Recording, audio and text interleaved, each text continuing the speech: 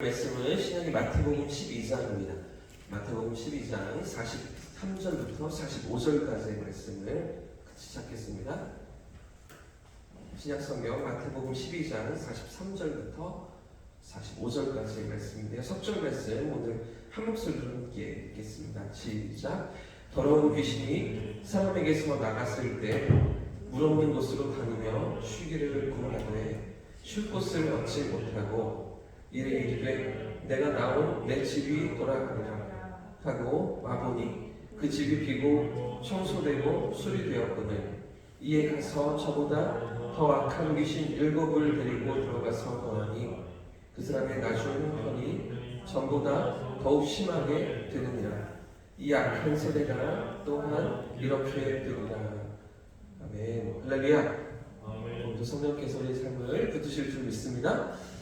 어제 본문에서 예수님은 이방 민족이었던 니느웨의 백성들보다 더 많은 증거를 보았고요. 또 그 멀리에서 찾아온 남방 여왕보다 훨씬 더 가까이에서 하나님 나라를 경험하고 있었음에도 불구하고 끊임없이 진리를 거부하는, 하나님 나라를 받아들이지 않는 그런 종교 지도자들, 유대인들을 향해서 강하게 책망하시는 그런 예수님의 모습을 우리가 확인해 보았는데요. 자, 오늘 우리가 살펴보려고 하는 부분은 이제 12장 전체에서 등장하는 이 바리새인들과 충돌이었잖아요. 마태복음 12장 1절부터 계속되던 이 바리새인들과의 충돌 장면의 모든 사건들의 총 결론입니다. 귀신이 쫓겨나갔다가 다시 귀신이 들리고 마는 그런 사람을 당시 악하고 음란한 세대와 비교하시면서 이 바리새인들의 교만함과 믿음 없음을 지적하시는 그런 예수님의 말씀인데요. 결론적으로 오늘 먼저 정리하자면 예수님께서 공생의 기간 동안 많은 귀신 들린 사람들을 고치셨죠. 12장 본문에만 해도 2가지 사건이나 귀신 들린 사람을 고치시는 사건들이 등장하고요. 또 지난주에 살펴보았던 그런 9장, 8장 사건들 속에서도 여러 가지 장면들 가운데 귀신을 고치시는 장면들이 있습니다. 뿐만 아니라 마태복음 10장에도 보시면 제자들에게까지 귀신을 내쫓는 권능을 예수님께서 주십니다. 그들을 내보내시면서 귀신을 내쫓는 권세를 제자들에게까지 주셨었고요. 심지어는 바리새인들 중에서도 귀신을 내쫓기도 했었다는 그런 사건이 12장 부분에 기록되고 있기도 하죠. 자, 그런데 여러분, 이렇게 귀신이 내쫓긴 이후에 그 이후에 더 중요한 것이 무엇일까요? 예수님께서 귀신을 내쫓아 주시고 깨끗함을 얻게 하실 때에 그 이후에 그 사람이 직면한 또 하나의 위험이 무엇입니까? 또다시 나쁜 상태로 돌아갈 수가 있다는 것입니다. 또다시 귀신이 들려서 오히려 더 나쁜 상황이 될 수도 있다는 것이죠. 왜 그렇습니까?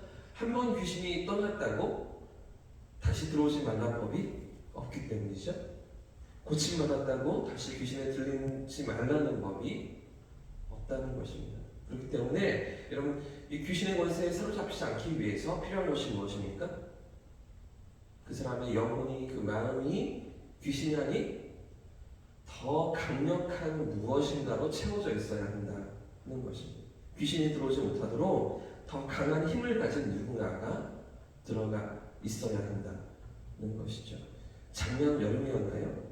작년 가을이었나요? 제가 그날 무슨 일이 있어서 교회를 비웠었는데, 근데 귀신이 자기 딸을 괴롭힌다면서 어떤 아주머니와 여자 청년 딸을 데리고서 교회를 찾아오는 그런 일이 있었습니다.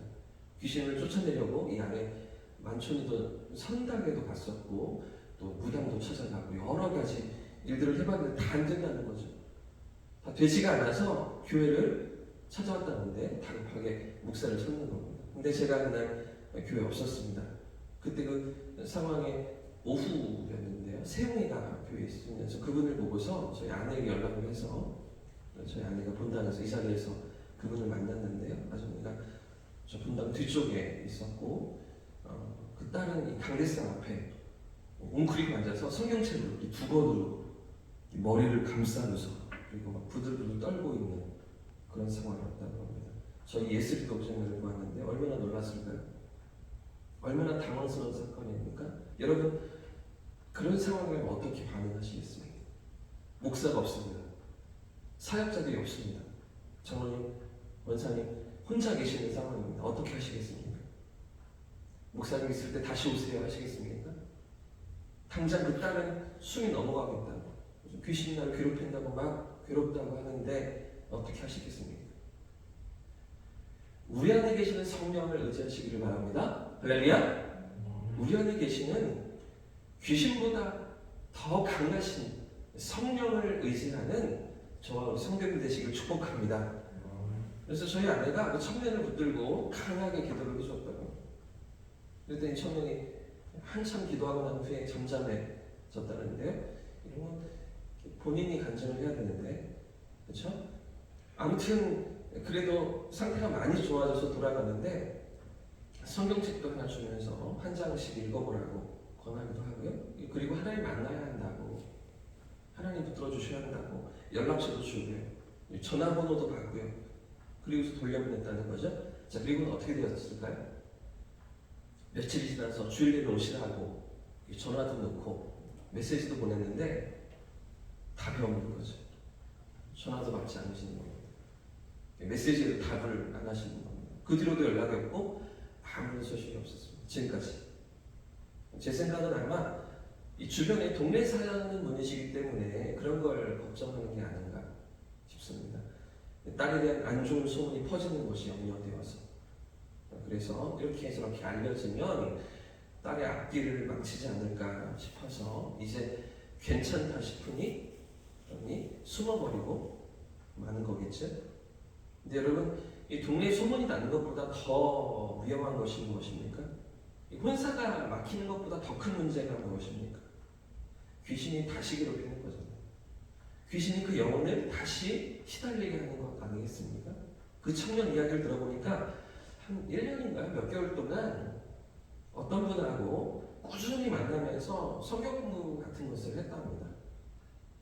그런데 나중에 보니까 이게 아무래도 이상한 것 같아서 더는 안 하겠다 이렇게 이야기를 하니까 그 공부를 가르치던 사람이 이 청년에게 내가 너를 괴롭게 할 것을 네 속에 넣었다.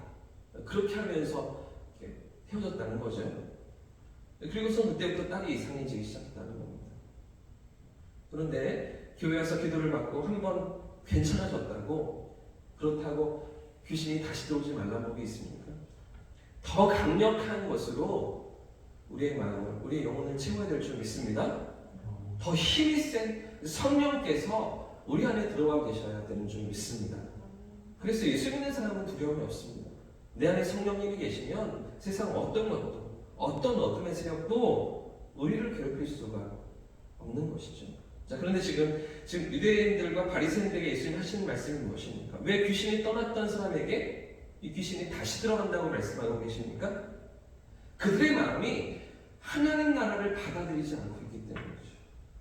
예수님께서 그토록 주기를 원하시고, 그죠? 그들에게 깨우쳐 주기를 원하시며 계속해서 그 나라를 선포하고 계신데도 불구하고 그 나라 안으로 들어가기를 그들이 거부하고 있기 때문입니다. 여러분, 지금까지 12장에서 우리가 살폈던 모든 사건들이 어떻습니까? 이런 바리새인들의 거절인 것이죠.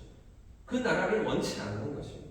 그 나라를 선물해 주시려고 예수님께서 이 땅에 오시고 그 나라를 시작하시며 그들 앞에 확인시켜 주고 계심에도 불구하고 오늘 본문 바로 위에 또다시 표적을 내놓으라고 하는 그들의 요청이나 바알세불의 힘으로 귀신을 내쫓는다고 비방하던 그들의 모습들이 지금까지 예수님께서 더러운 귀신을 쫓아내시며 사탄의 권세를 물리치시고 하나님 나라를 그들의 삶 가운데 주시기를 원하시는데도 불구하고 그 나라를 끊임없이 밀어내고 있는 것입니다. 거부하고 있는 것입니다. 여전히 그들의 삶의 자리에 고집하면서 그 고집을 꺾지 않으면서 하나님 나라로 들어가기를 원치 않고 있는 것입니다. 자, 그래서 오늘 본문 마지막 절에 예수님께서 뭐라고 말씀하십니까? 45절 말씀 다시 한번 읽어보겠습니다. 45절 시작. 이에 가서 저보다 더 악한 귀신 7을 데리고 들어가서 거하니 그 사람의 나중한 형편이 전보다 더욱 심하게 되느니라. 이 악한 세대가 또한 이렇게 되리라. 아멘. 그래서 악한 세대라고 예수님 말씀하십니다. 회개하지 않고 돌이키지 않는 악한 세대라고 말씀하시는 것인데요. 여러분, 오늘 우리의 삶에도 중립은 없습니다. 하나님 나라에 속해 살아가든지 그렇지 않으면 세상 가운데 서 있든지 둘 중에 하나인 것이죠. 여러분, 오늘 우리의 마음은 어디에 있습니까? 어디에 서 계십니까? 어디에 우리의 삶의 관심이 나가고 있으십니까? 세상을 향해 있으십니까? 그렇지 않으면 하나님 나라를 향하고 계십니까? 영원한 나라, 영원한 가치의 소망을 두고 살아가시는 성도들 되시길 축복합니다. 오늘도 성령의 인도하심 앞에 뛰어서 성령에 붙들려 살아가는 저와 성도들 되시기를 주님의 이름으로 축복합니다. 정말 오늘도 우리 삶 가운데 허락하시는 하나님 나라를 맛보는 거죠. 내 삶의 현장에서 지옥이 아니라 천국을 맛보며 살아가는 그런 하루가 되시기를 예수님의 이름으로 축복합니다. 함께 찬송하고 기도하겠습니다.